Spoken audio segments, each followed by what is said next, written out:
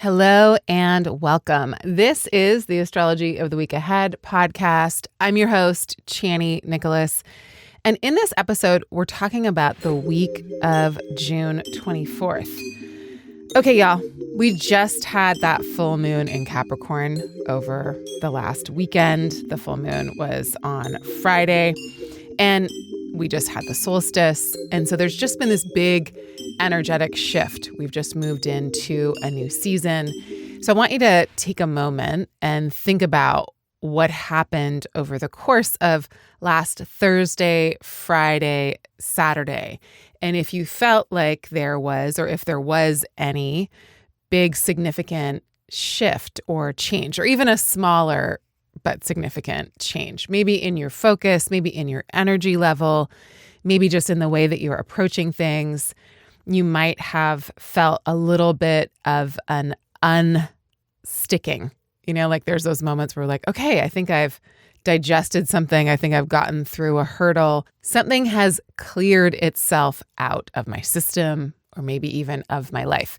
Now, that full moon was the first of two full moons in Capricorn. We're going to have one 3 weeks from now, a month-ish from now. So know that the area of your chart that contains Capricorn is getting that like 1-2 situation with, again, 1 and then 2 full moons. So there's something being amplified in that part of your chart, the part of your chart that contains Capricorn. And this week, we are like settling into this new season. There are some things going on this week, but there's nothing significant in the kind of scope of 2024 happening this week. So it's a little bit more of an astrologically mild week. It doesn't mean that things won't happen to you in your life that won't be significant, because it's important to remember that there's this stuff going on in the sky that you and I talk about here. And then there's how this stuff in the sky is connected to your own personal astrological chart. And that's when you go and look at the transit section of the Chani app, because maybe there's not a giant significant thing happening right now, but like in the sky for all of us, but there could be something happening for you personally. So this is a kind of collective reading, if you will. And quite often you'll notice that it will align with things in your life. And then there's your very personal reading, which again, the transit section of the app goes into great detail about. Okay, so this week we're settling into Cancer season. We still have the sun, we still have Venus, we still have Mercury in Cancer. So we're still talking about what is nurturing, what is nourishing, and how to create systems of care. How we create a life based on care. How do we care for ourselves? How do we end up feeling well-nourished and like we are getting our needs met so that we can show up in the world with a full cup, if you will, or with a little extra to give in some way, shape, or form? I don't want to be perfectionist about this. There's no like right or wrong way to do it. But this is what Cancer season is such a good reminder of. So the first little piece of astrology that we have this week happens on Wednesday. And Venus, the Mercury did this last week, but Venus will do this week, and the sun will do it next week. Venus goes over the point in Cancer that makes a square to the north and south node. The north and south node are the places where eclipses happen and happened. So we had eclipses in the end of March and April, and we will have eclipses again at the end of September and October. And whatever's happening this week is related possibly to what was going on in March, April for you, or what will go on again at the end of September, October for you, or for us collectively. So when things do this, when planets cross over the nodes especially, but even when they square them, we might think of how this moment is connected to other points in time, and the points in time being the last eclipse and the next eclipse. And then on Saturday, the moon will go over the north node. So it does feel like there's something going on this week. There's conversations this week, or there are relationship dynamics this week that, again, are about a bigger scope of things that are happening in our life. So what does this mean for you, for us? Venus is the planet of relationship and beauty and art and culture making, but it's also a planet about justice and fairness and equality, because you can't have a relationship without that. So there will be some kind of conversation. Now, Venus, again, is in Cancer, so this might have to do with care. This might have to do with parenting. This might have to do with anything that is about bonding. And if we're looking at the world stage, Venus can also represent women, can represent LGBTQ folks, can represent stylists, artists, can represent folks that are concerned with and that work towards, again, creating justice or creating spaces where justice can happen. So as Venus makes a square to the nodes, that is going to be amplified. Those messages are going to be amplified. And on a personal level, we might have a little relationship stumbling block situation. Something happens that again, might be tied to a longer story for us. So it's not the end of it, but it is a kind of chapter in a story about a relationship issue that we're working through. Also on Wednesday, we've got Mercury making a trine to Saturn, which is really, really, really great for making long-term plans and for solidifying a communication, being like, okay, let's definitely finish this conversation on Wednesday. Let's get it done. Let's get it down on paper. Let's get the lay of the land clear and concise. And it's also a really nice time for talking about and thinking about what it is we're wanting to manifest, especially in regards to our dreams. Saturn is pulling focus this week. It's the other thing that's happening this week because it's stationing retrograde on Saturday. And Saturn right now is in Pisces. So on the world stage, we might hear about things that have to do with water, waterways, something about oceans, something about, again, any kind of water issue. And in our personal life, because Saturn is the planet of making things real and can be thought of as a planet of manifestation or, again, bringing things into form and structure, it gives things a structure. And because it's in Pisces and it's stationing retrograde, this is a really good time to review what it is we're doing in that area of our life. So listen to your reading this week for the week of June 24th and listen to what I talk about in regards to where Saturn is. It's a review of the structures we've been building in our life since March of 2023.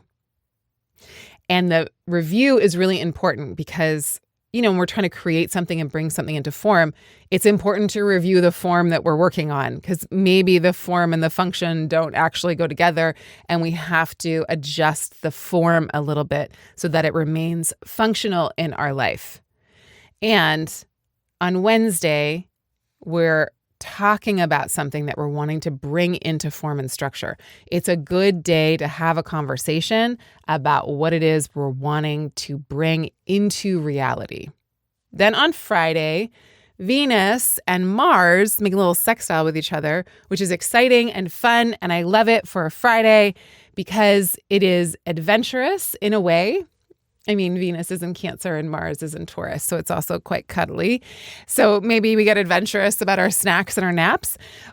And also, this is about something getting stimulated between the principles of creating beauty and connection and taking action and making sure that we move boldly in a direction that's going to also satisfy our needs. Because Mars right now is in Venus's sign. So Mars struggles in Venus's sign, but in this moment, they really help each other out. So it's like a good little flirtatious moment with life. So I think it's a really good moment to take action, to initiate relationships and to initiate creative projects and to initiate having fun and enjoying yourself. It's Friday. It's Venus's day. Let us celebrate. Then on Saturday, Saturn stations retrograde and Mercury makes a sextile with Uranus. So again, the Saturn stationing retrograde of it all is going to pull focus on the area of our chart and therefore the area of our life where Pisces lives, right? So if Pisces is in your 5th house of creative self-expression, then Saturn is going to be pulling focus in that area of your life and saying, what have you built here? Do you like it? Is this the structure you want to work within? Is this a good plan? How do we want to keep manifesting the shape of this thing, bringing this thing into form and structure? So just think about like reviewing the blueprints of something in your life. And you can also, in a general sense, just think about what it is you started to get more serious about in March of 2023, because that's also a piece of this. So in that area of 2023, what was it that started to take shape? What did you start to get serious about? What did you start to feel like, oh, this is mine to feel responsible for? This is mine to be dedicated and committed to. It's a really good time to be reviewing your commitments. Again, your commitment to manifesting a dream. Maybe that's in a relationship. Maybe that's in regards to your health and wellness. Maybe that's in regards to your friendships and building community. Maybe it's in regards to something that you want to do personally. Listen to your reading. Figure out where this is happening in your life. In general, this is a time where, because there's so much happening in water signs, we want to think about how we feel about what we're trying to make a reality. Because if we don't feel emotionally compelled to do it, if we don't feel excited about it, if we don't feel moved by it, if we don't feel illuminated by it, if we don't feel ecstatic about it at some point, if we don't feel exhilarated at the thought of making that thing a reality, it probably doesn't have the emotional energy that it needs to. And if that's the case, we might want to rethink why we're trying to make that thing happen. And maybe it just needs a little bit of an adjustment, which is what retrogrades are so good for helping us do. And Saturn's going to be retrograde for like 5 months. So it's not every day we're going to do this, but on the day it stations retrograde, it's good to, dedicate, or the week or that kind of time frame. It's good to think like, okay, this is an important thing for me to readjust or think about reshaping. Again, going back to the blueprints of what it is we're planning on, we're bringing about, we're working towards, and making sure that the structures are sound. And the structures can't be sound if we're not thrilled about the inevitability of this thing coming about. So check your emotional responses to it and see what adjustments you need to make, maybe internally or externally, in order to be like, yes, this feels energetically thrilling to be working on. And it's not that every single thing we do working towards it is going to be thrilling. But the idea of being part of making it happen with your world, with life, right? Like it's not just you making it happen, it's you and your life are coming together as co-conspirators and co-creators and all the other people that are going to help you bring this about. And you're conspiring to do this thing. The idea of all of that, I think, needs to be thrilling in order for it to be manifested in a way that feels worthwhile, right? Like I don't want to work on stuff that I'm not excited about doing. It's a bummer. And when you're working on something, you're like, I shouldn't be doing this. This isn't mine. Even if it's like a good thing to do, it's got to feel like, oh, this is mine to be part of. This is mine to work on with other people. This is mine to bring about with the collective, for the collective. This is like, I'm part of this. Like this hasn't even begun yet. But the idea of it, just the thought of it, I like my hairs stand up. I feel good. I feel like, yeah, that's something I want to get out of bed and do and work towards a little bit at a time. That's also what this week is really good for. And I go into a lot of detail about that in your weekly reading again. Thank you all so much for leaving us reviews in the App Store. It means the world to us because it really does mean so much, and it does make such a difference for our company, for this app. I wanted to leave you with this review. It's called Acupuncture Shout Out. I really enjoyed the Q2 Scorpio rising reading, especially the part about acupuncture. As an acupuncturist of 25 years, I loved the way that you described a tiny needle releasing stuck chi and how it may hurt for a second, but that ultimately it's so helpful for your health. I know a lot of people listen to you, so thank you for the shout out. I appreciate how accurate your readings are. I enjoy listening to your soothing voice as well. As an oversensitive Scorpio rising in a relationship with an oversensitive Scorpio with a Cancer moon, we're both working on it. Your calm voice helps me get through the challenging patches in my relationship and keep my eyes on the big picture. All right, y'all.